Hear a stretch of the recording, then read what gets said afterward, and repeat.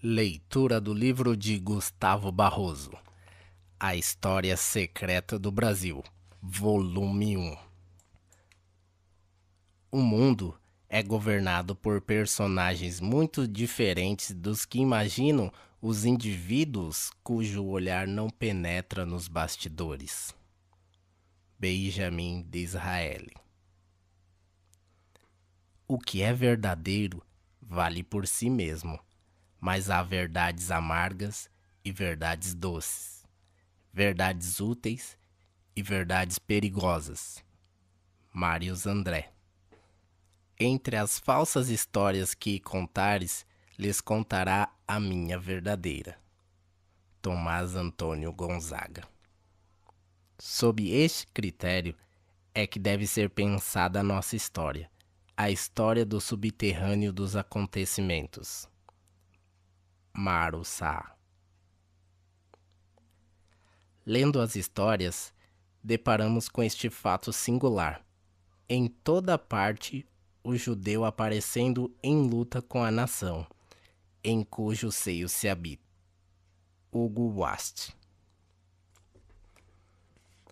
Na sociedade, que é a humanidade no espaço, e na história, que é a humanidade no tempo, há bacilos e toxinas, de forma humana, que o olhar das gerações não descobre, que o olhar dos historiadores ignora, ou muitas vezes finge ignorar, mas cuja existência não é um mistério para o bacteriologista da sociedade e da história. Emanuel Malinsky.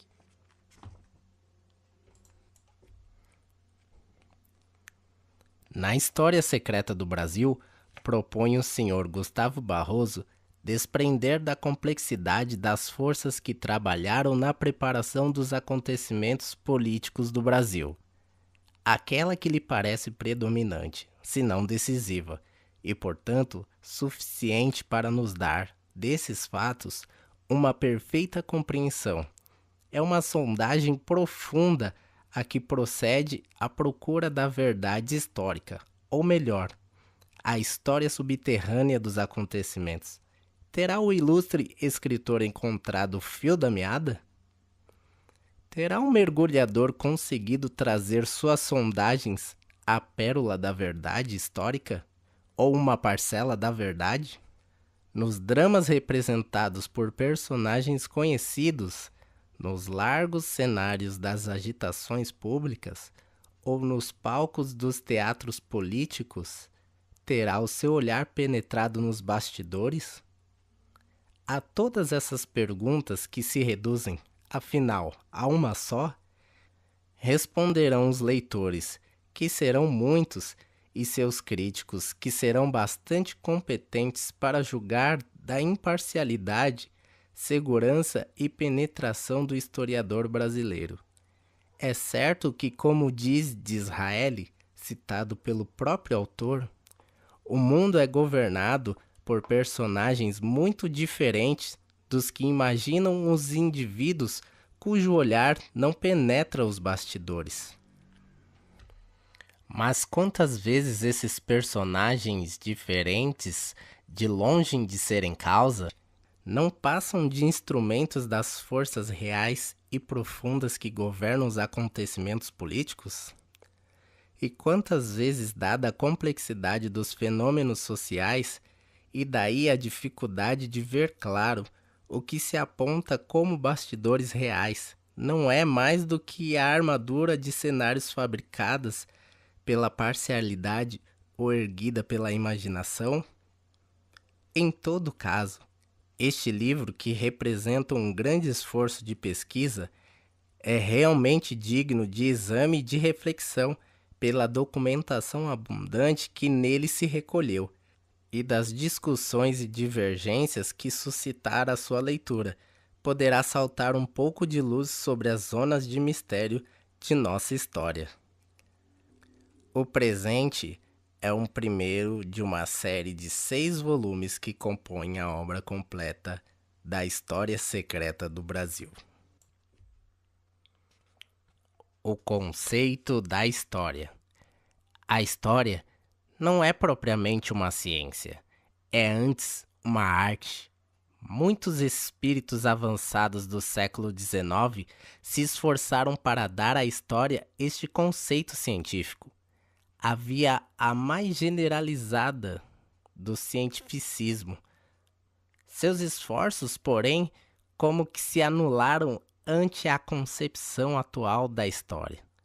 O espírito do século XX é outro e não admite mais esses exageros do cientificismo generalizado, querendo impor a todos os departamentos e categorias do pensamento humano seus cânones empíricos ou pragmáticos. A investigação dos fatos, a ficção das datas, a interpretação das dúvidas, o confronto e análise dos documentos devem certamente obedecer a princípios rigorosamente científicos, mas a narração dos acontecimentos e a sua ficção precisa no tempo e no espaço não são a verdadeira história. Não formam completamente a história. Além disso, a coisa mais importante, substancial, a projeção dos homens e dos acontecimentos no espelho das épocas. As ideias de cada século, de seu espírito, de seu gênio próprio, são as mudanças dos aspectos intelectuais do mundo que transformam os critérios dos homens. Para que a história deixe de ser uma cronologia seca, um rol de fórmulas mnemônicas, é necessário iluminá-la com o esplendor solar das ideias, com luz maravilhosa da vida espiritual. Assim, a história se reflete melhor na obra dos pensadores, escritores, poetas, dramaturgos e críticos do que na enumeração dos governantes, na série das batalhas ou nos salões dos congressos diplomáticos. Por isso, em geral, o que se aprende na história são movimentos dos corpos sociais, ignorando-se a ação e a vida das almas sociais, das almas dos povos. A verdadeira história seria a revelação da vida espiritual dos homens. A história é obra representativa, escreve um mestre e, portanto, deve ser uma obra de arte. Não nego os méritos da investigação científica no campo da história. Sobre essa investigação se identificaram os mais belos monumentos da arte, no gênero mais difícil entre os gêneros literários, entre a obra de arte histórica e a investigação que lhe serve de base, há a mesma diferença que entre a anatomia e a escultura estatuária. O escultor precisa conhecer a fundo, cientificamente, a anatomia do corpo humano. Entretanto, isso não é o bastante para que sua obra seja considerada científica. Nas suas formas humanas representadas no mármore, revela-se um espírito, na emoção dos sentimentos expressos pela atitude e gestos da estátua. Esta página do magnífico livro La Guerre Occulte, de Emmanuel Malinsky e Leon de Poncius, termina com essas palavras profundas que resumem a história da humanidade nos últimos tempos. Ainda se tem em vista toda a hierarquia humana quando o mundo começa a se afastar de Cristo no Renascimento. Ainda se tem em vista os príncipes e os reis quando se afasta do Papa e do Imperador na Reforma. Ainda se tem em vista a burguesia quando se retiram a nobreza, reis e príncipes, que são os seus pontos culminantes na Revolução Francesa. Ainda se tem em vista o povo, quando se ultrapassa o plano da burguesia de 1848 a 1917. E não se tem mais em vista senão a borra social guiada pelo judeu, quando se vai além das massas em 1917.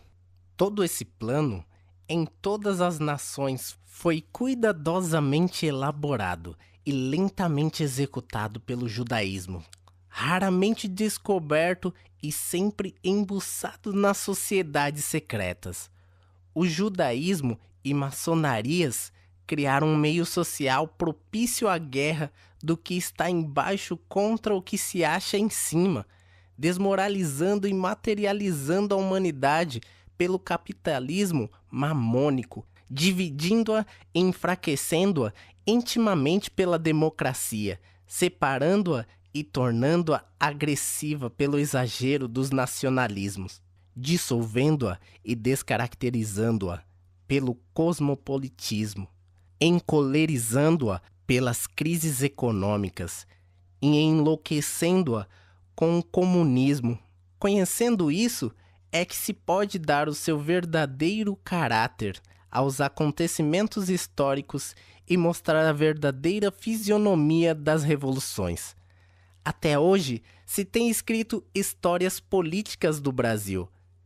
Empreendo, neste ensaio, a história da ação deletéria e dissolvente dessas forças ocultas.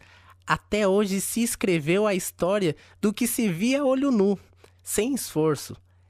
Esta será a história daquilo que somente se descobre com certos instrumentos de ótica e não pequeno esforço.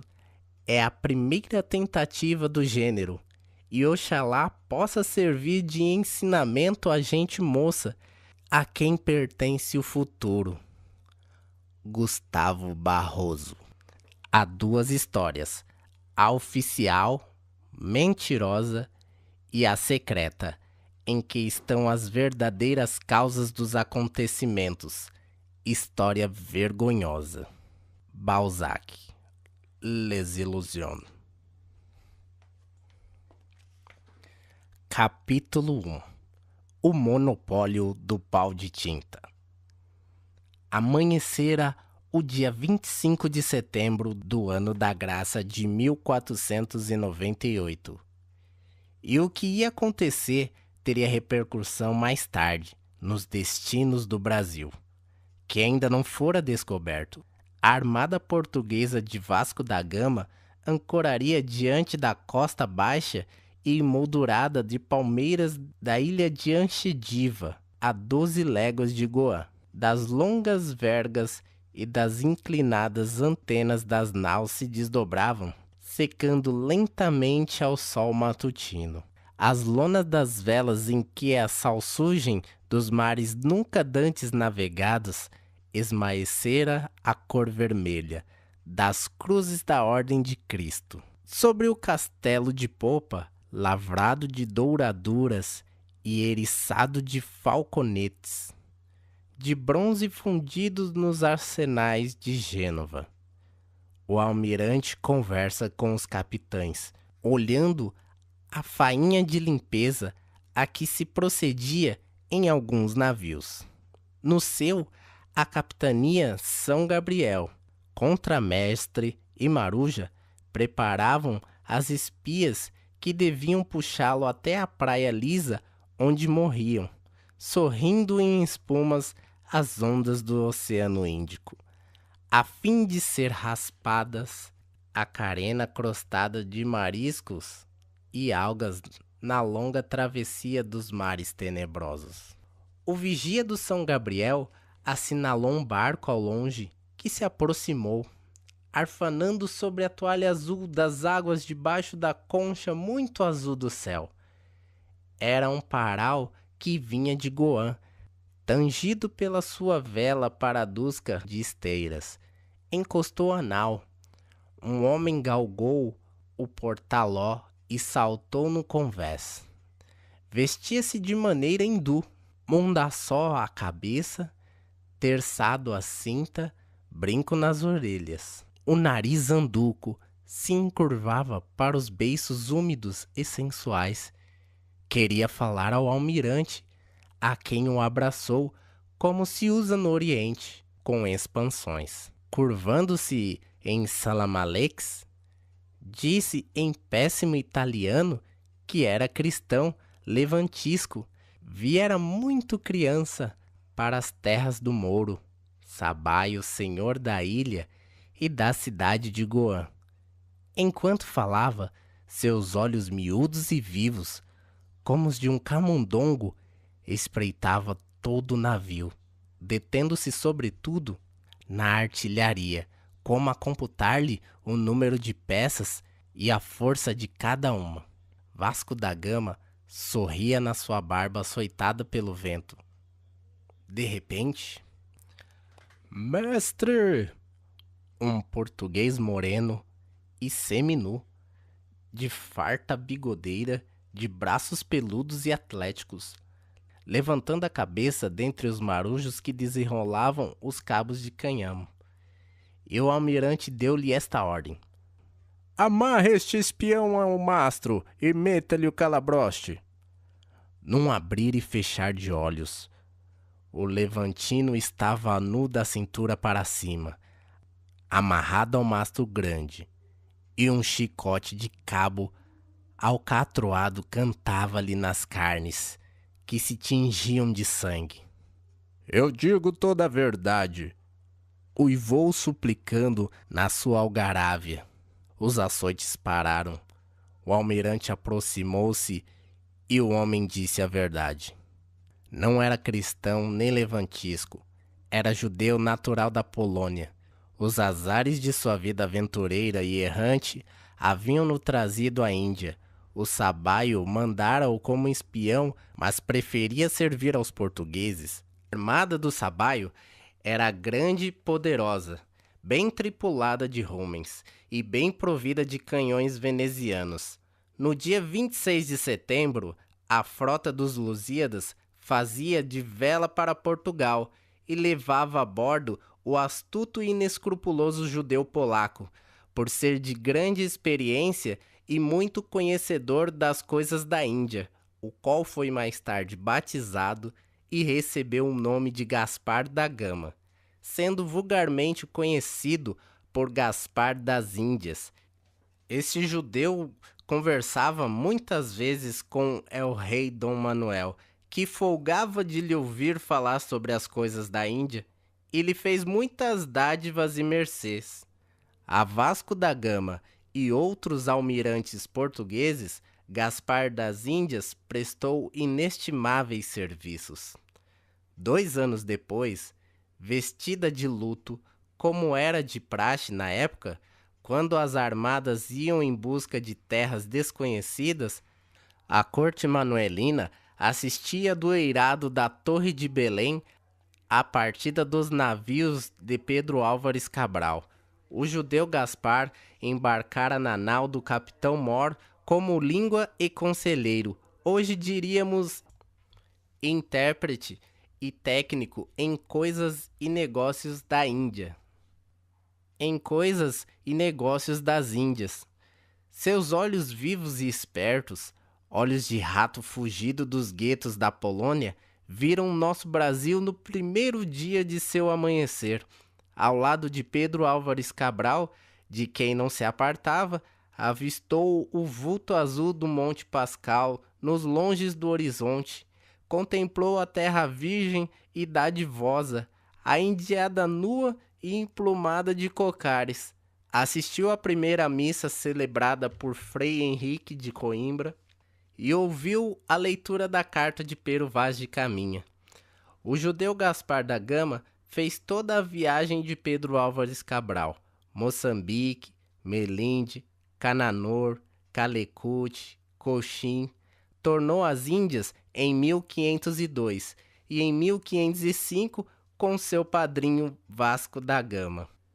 Na última dessas expedições, encontramo-lo com o nome de Gaspar de Almeida. Por amor diviso rei, de quem era estimadíssimo, declara um panegerista dos judeus, por adulação e baixeza, afirmamos diante dos fatos. Batizado por Vasco da Gama, o israelita tomou de acordo com um costume e em uma hora instituído por Dom Manuel e que estragou na judiaria os grandes apelidos da nobreza lusa, o nome de família de seu padrinho. Mas quando a estrela do navegador se foi empanando ante a glória de Dom Francisco de Almeida, o poderoso vice-rei do ultramar, o hebreu mesquinho abandonou o nome de da Gama e adotou o de Almeida sem cerimônia. Ao tempo do governo de Dom Francisco de Almeida, o judeu Gaspar da Gama de Almeida, ou simplesmente das Índias, casou-se com uma judia, grande letrada na lei. Veja bem como os Gama, os Cabral e os Almeidas não seriam ilaqueados na sua boa-fé de navegadores rudes e heróicos batalhadores pela lábia e a solérica do judeu polonês. Batizado, sua conversão era tão sincera que se unia não a uma cristã, mas a uma israelita ferrenha, talmudista e praticante. Foi ela que fez com que os judeus das sinagogas hindus comprassem as Bíblias hebraicas que vendia Francisco Pinheiro, filho do corregedor da corte de Dom Manuel. O Dr. Martim Pinheiro, por mando deste, decreto cristão novo ou cristão judaizante. O episódio mostra como os judeus secretamente influenciavam as decisões dos grandes navegadores, manobravam nos bastidores da governação das Índias e até faziam proselitismo e propaganda religiosa através do próprio corregedor da corte, magistrado cuja maior atribulação era perseguir o judaísmo. A história referida pelos cronistas da Arca de Bíblias em hebraico enviadas de Lisboa para a Índia é um tanto escura. Não há, infelizmente, documentação que faça suficiente luz sobre o interessante assunto. A vinda do judeu Gaspar ao Brasil está ineludivelmente comprovada pelas instruções dadas ao capitão Mor, Pedro Álvares Cabral, conservadas entre os documentos da Torre do Templo que se referem pessoalmente a ele. Fugido às perseguições que do meado do século XV ao começo do século XVI se desencadearam na Polônia contra os israelitas, cortar as gadelhas reveladoras de sua procedência e afundar-se no Oriente, tendo alcançado as Índias depois de viver em Jerusalém e Alexandria. Segundo o autor das Lendas da Índia, Gaspar Correia, o rei Dom Manuel recomendou que ele servisse com Pedro Álvares Cabral porque lhe havia dado muita informação das coisas da Índia. Em Porto Seguro, quando as naus portuguesas lançaram ferros, no ano da graça de 1500, o judeu procurou entender-se com os silvícolas, recorrendo às línguas e dialetos que aprendera no Oriente. Não se fez entender e nem entendeu patavina, mas compreendeu o que poderia valer a nova terra, na qual se quisesse plantar daria tudo, como anunciava o escrivão da feitoria de Calecut, embarcado na Real Armada. Para não sermos taxados de fantasistas ou parcial, damos a palavra ao panegerista dos judeus, o Sr. Solidônio Leite Filho, grifando suas afirmações mais importantes. Aqui estão elas. Talvez por seu intermédio tivessem os israelitas percebido desde logo a importância do novo descobrimento, que pouco impressionara o ambicioso espírito do afortunado monarca português, cujas atenções estavam inclinadas para as riquezas da Índia. Aproveitando-se desta opinião, conseguiram alguns cristãos novos, cuja frente se achava Fernando de Noronha, arrendar a terra havia pouco descoberto. Sabiam eles perfeitamente que o comércio do pau-brasil por si só os indenizaria das despesas. Estes grifos auxiliam a clara visão do primeiro capítulo da história do Brasil, tão diferente do que nós aprendemos nas escolas.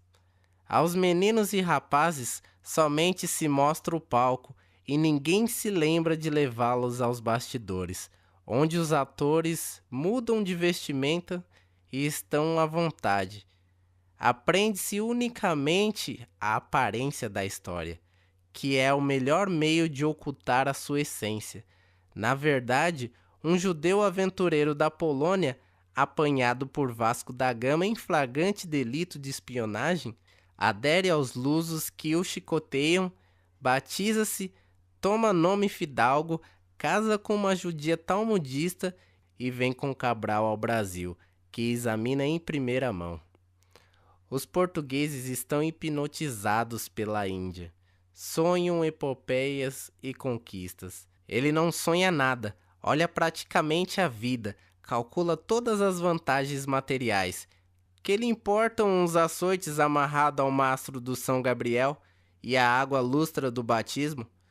Por este preço, pagou o direito de assoprar informações ao ouvido de Dom Manuel, o venturoso, e de dar hábeis pareceres, logo aceitos nos conselhos dos capitães. Sua raça continuará a hipnotizar os lusos na conquista, navegação e comércio da Etiópia, Arábia, Pérsia e Índia, a fim de que se possa enriquecer com os produtos que afloram por toda a vasta extensão da terra de Santa Cruz, que um esforçozinho de cartógrafos e cosmógrafos judeus, ou inspirados por judeus, mais adiante mudará a terra do Brasil. Compusemos Capistrano de Abreu em suas notas à vanhagem, e este em suas notas ao Diário de Navegação, de Pero Lopes de Souza. O cristão novo Fernando de Noronha, que tomara este nome fidalgo com a mesma disfarçatez com que o judeu Polônio tomara os de Gama e Almeida em 1503, associado a outros cristãos novos, equipara uma frota e saíra do Tejo no mês de maio, rumo a oeste. A navegação feliz, a 24 de junho, dia de São João, pôs a capa sobre uma ilha penhascosa, de praias brancas, aqui e ali, vestida de vegetação luxuriante. Os marujos deram-lhe o nome de São João devido à data do descobrimento. Os israelitas mudaram-no mais tarde para o do próprio armador e comandante da frota, Fernando de Noronha. Como e por que vinham tão cedo? Mal findara a viagem redonda de Cabral e com eles conversara seu irmão Gaspar das Índias sobre as riquezas da nova terra? O judeu Fernando de Noronha e seus sócios haviam arrendado o Brasil a Dom Manuel, que continuava dentro do sortilégio, deslumbrado com as maravilhas da Ásia. Pelo contrato de arrendamento, os judeus deviam mandar todos os anos 6 navios ao Brasil, para explorar ou descobrir 300 léguas de costa para além dos pontos já conhecidos, fincando um forte no extremo em que tocassem. Estes navios poderiam levar qualquer produto para a metrópole sem pagar o menor imposto, tributo ou finta no primeiro ano, pagando 1/6 do valor no segundo e 1/4 no terceiro. O prazo de arrendamento, como se vê, era de 3 anos. No dia 24 de janeiro de 1504, Dom Manuel fez doação da ilha de São João a Fernando de Noronha, a qual foi confirmada por Dom João III em 3 de março de 1522. Desta sorte, antes de dividido o Brasil em capitanias hereditárias, muito antes das primeiras concessões de Sesmarias, origem dos primitivos latifúndios, a coroa portuguesa alienava uma parte do Brasil, dando-a de mão beijada a um judeu traficante de pau de tinta, que era a anilina daquele tempo. Terminou o prazo de arrendamento da costa brasileira em 1506. Fernando de Noronha agenciou na corte sua renovação ou prorrogação, obtendo-a por 10 anos, em troca do pagamento anual de 4.000 ducados, o que deixa ver que os lucros auferidos no comércio da madeira de tinturaria, o único no amanhecer da vida brasileira, não tinha sido de desprezar. Além da prorrogação, os judeus obtinham o monopólio do negócio, pois que o rei se obrigava a não permitir mais o trato do pau-brasil com a Índia. Era com efeito do Oriente que vinha o pau de tinta, berzi ou verzino, segundo Muratori em Marco Polo. O descobrimento do nosso país, em verdade, graças às informações levadas pelo astuto judeu que Vasco da Gama açoitara e conduzira a pia batismal, tivera como resultado a formação para empregar a linguagem moderna. Deu um truste das anilinas. Naturalmente, que era o monopólio do comércio da madeira tintória. Desde que o sapangue de Java e Ceilão fora corrido dos mercados europeus, se não isso, tanto assim que os navios do consórcio de Fernando de Noronha carregavam por ano de nossas matas litorâneas a bagatela de 20.000 quintais da preciosa madeira. O primeiro carregamento foi levado logo em 1503, 2 anos após o descobrimento. A famosa nau Bretoa, que em 1511 veio ao Brasil carregar o pau, batendo a costa até Cabo Frio, foi armada e despachada por Fernando de Noronha e seus amigos. Neste primeiro capítulo da nossa história, encarada por um método novo e verdadeiro, se vêem o palco e os bastidores. No palco, a armada de Cabral com as velas pendentes em que o sol empurrava as cruzes heráldicas, a cruz erguida na praia, diante da qual um frade diz a primeira missa.